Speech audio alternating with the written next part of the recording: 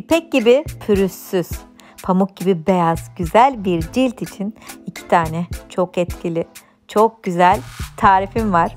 2 tarifte evde bulunan malzemelerle hazırlayabileceğiniz, daha aydınlık, daha lekesiz, cam gibi güzel bir cilde geçeceğiniz tariflerden. Birinci tarifim için mısır unu kullanıyorum. Her iki tarifimin temel malzemesi de mısır unu. Çok güzel peeling etkisi yapıyor. Cildi çok güzel temizliyor. Diğer malzemem zerdeçal. Leke tedavisi yapmak istiyorsanız evde zerdeçal sizin kullanabileceğiniz en etkili leke açıcı ürünlerden birisi. İçerisindeki kurkumin adlı madde cilt tonunuzu aydınlatıyor, lekeleri gideriyor. Ve diğer ürün yoğurt. Şimdi yoğurdu direkt kullanabilirsiniz veya biraz suyundan ekleyebilirsiniz. Kalanını da diğer yoğurdun taneli katı kısmından aldım. Yaklaşık 1 yemek kaşığı. Mümkünse ev yoğurdu kullanın. Etkiler çok daha fazla olacak. Bunları bir karıştırın ve limon ekleyeceğiz. Artıcı özelliğiyle lekelerimizi gidereceğiz. Cildimizdeki fazla yağ alıp atacağız. Bu ne demek? Bu da sivilce oluşumunun önüne geçeceğiz. Cildimizi tertemiz yapacağız demek. 1 yemek kaşığı da limon suyu kullanıyoruz. Limon kullandığınız tarifleri mümkünse akşamları uygulayın arkadaşlar. Çünkü cildimize peeling etkisiyle, artıcı özelliğiyle açtığımız için gündüz kullanırsak leke yapabilir. Bu arada bal geldi. 1 tatlı kaşığı dolusu da bal kullanın. Özellikle sıkılaşmak isteyenler, cildiniz kırıştı, sarktı. Bal bunun için çok etkili. Aynı zamanda enfeksiyon tedavisinde çok etkili doğal ürünlerden birisi. Tüm malzemeleri iyice karıştırıyoruz. Şimdi biraz da buna yağ ekleyelim. Cildinize iyi gelen esansiyel yağlardan dilediğinizi kullanabilirsiniz. Varsa biraz tatlı badem yağı eklemesi yapmanız cildinizi kurutmadan lekelerle mücadele etmenizi, kırışıklıkları gidermenizi sağlayacak. Bakın böyle de güzel bir renk aldı. Kıvam da oldukça güzel. Tam sürülesi, çok etkili bir maske elde etmiş olduk. Bir fırça yardımıyla aldım bunu, bir güzel ellerime sürüyorum. Hep söylüyorum, maskeleri, kremleri mutlaka ellerinize sürün. Tamam, cildiniz çok güzel olacak, yüzünüze bakılmaya doymayacağız. Yüzünüz çok güzel olacak ama elleriniz de çok güzel olsun istiyoruz. Yaşlılık belirtileri, o benler, kırışıklıklar, sarkmalar ellerimizde de ne yazık ki oluyor.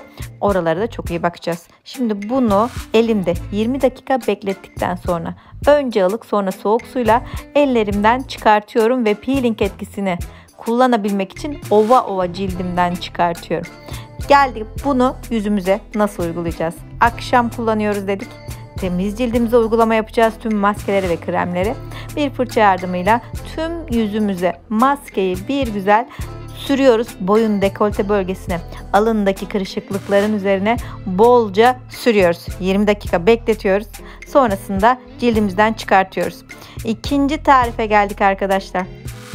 İkinci tarifimiz gene mısır unuyla başlıyor. 1 yemek kaşığı dolusu mısır unundan bir kaba aldım. Üzerine kahve kullanıyoruz.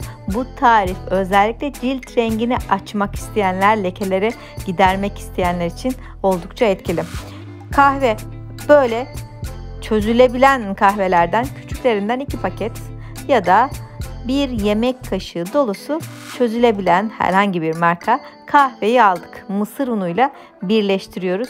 İçerisindeki kafein sayesinde cildinizdeki renk dengesizlikleri ortadan kalkıyor. Özellikle göz altınızda morluklar varsa, güneş lekeleriniz varsa bu tarif inanılmaz etkili. Gene geldi doğal ev yoğurdundan 1 yemek kaşığı ekliyoruz. Cildinizi çok güzel nemlendiriyor, sıkılaştırıyor bu tarif. Aynı zamanda yoğurt kullandık çünkü biz buna bir de. İyice karıştırıyorum. Karıştırdıkça kahve çözülecek, kıvam alacak. Böyle size biraz katı gibi gelebilir maske. Merak etmeyin, hemen bunu sulandırma yapma isteğine girmeyin. Bu karıştırdıkça kıvam alacak bir maske arkadaşlar. Bakın kahve çözülmeye başladı bile. Ve üzerine limon geldi gene.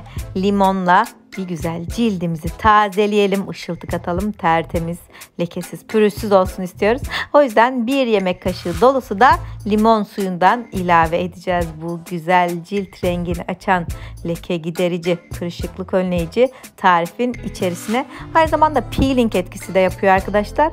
Ölü deriyi cildimizden soyup atıyoruz alttan. O güzel taze derinin çıkmasını sağlıyoruz. O yüzden bu tarifi de özellikle akşam uygulamanızı tavsiye ediyorum. Gündüzleri maskeleri yapıp cildimizi inceltip dışarıya çıkarsak leke problemiyle karşılaşabiliriz. Cildimizi yormayalım. Bakın son olarak buna bir de tarçın, ama çok az miktarda. Tarçın fazla miktarda kullanırsanız cildiniz kızarır, yanmalar olur, tahriş olur. Bunu istemiyoruz. O yüzden şöyle çay kaşığının ucuyla tarçın ilavesi yapıyoruz. Eğer çok hassas bir cildiniz varsa tarçın kullanmayın. Tüm malzemeleri homojen bir karışım elde edene kadar karıştırdım. Bakın kahve bir güzel çözüldü. Tüm ürünler birbirine geçti. Bir fırça yardımıyla bu tarifi de ellerime uyguluyorum. Diğer elimde zerdeçallı tarif. Bu elimde kahveli tarif var. Her ikisi de leke tedavisinde, kırışıklık önlemede, ölü deriyi soymada çok kuvvetli tarif. Hani lekem var, cildim solgun, yorgun görünüyor, ne önerirsiniz derseniz kesinlikle bu iki tarif. İkisi de birbirinden etkili. Bakın ellerime bir güzel ikisini de sürdüm. Şimdi bunu yüzüme nasıl uyguluyorum? Temiz cildime bir fırça yardımıyla sürüyorum. Tarçın kullandık, çok kuvvetli. Limon kullandık, çok kuvvetli. O yüzden bu tarifi göz altlarınıza çok yakın girmeden uygulayın. Derseniz ki ben göz altıma da uygulamak istiyorum, o zaman tarçın eklemeyin arkadaşlar. Çünkü göz altımızdaki deri daha hassas, daha ince yapıda, yormayalım onu. Ellerime, tüm yüzüme bir güzel tariflerimi uyguladım. İki tarifte dediğim gibi birbirinden etkili. Bir güzel sürdüm. 20 dakika bekletiyorum. Tarçınlı olan, kahveli olan maskemizi daha kısa süre bekletebilirsiniz. Ben 10 dakika sonra cildimden kahveli kısmı çıkarttım. İlkini daha önce yaptığım için totalde 20 dakika bekletmiş oldum zerdeçallı olanı. Çıkarttıktan sonra gül suyu pamuk uygulamasıyla cildimi tamamen temizliyorum, sıkılaştırıyorum. Kesinlikle çok daha iyi olur. Maskeler sonrası cildinizi gül suyuyla silebilirsiniz. Sonra güzel bir nemlendirici sürün. Dilerseniz biraz yağ ile masaj yapabilirsiniz. Ben burada ozon yağı kullandım mesela, süper oldu. Bakın fazlasını, yüzümdeki maskenin fazlasını bir peçete yardımıyla önce alıyorum. Alttan böyle deri biraz kırmızı kırmızı çıkıyor.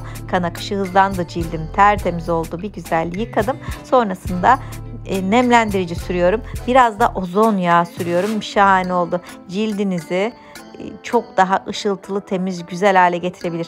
Lekelerden, solgun görüntüden, kırışıklıklardan bu şekilde kolaylıkla, güzellikle kurtulabilirsiniz. Bembeyaz, daha ipeksi güzel bir cildiniz olur. Umarım bu iki harika tarifi dener ve çok güzel sonuçlar alır. Altta da o değerli, önemli yorumlarınızı bizlerle paylaşırsınız, yazarsınız.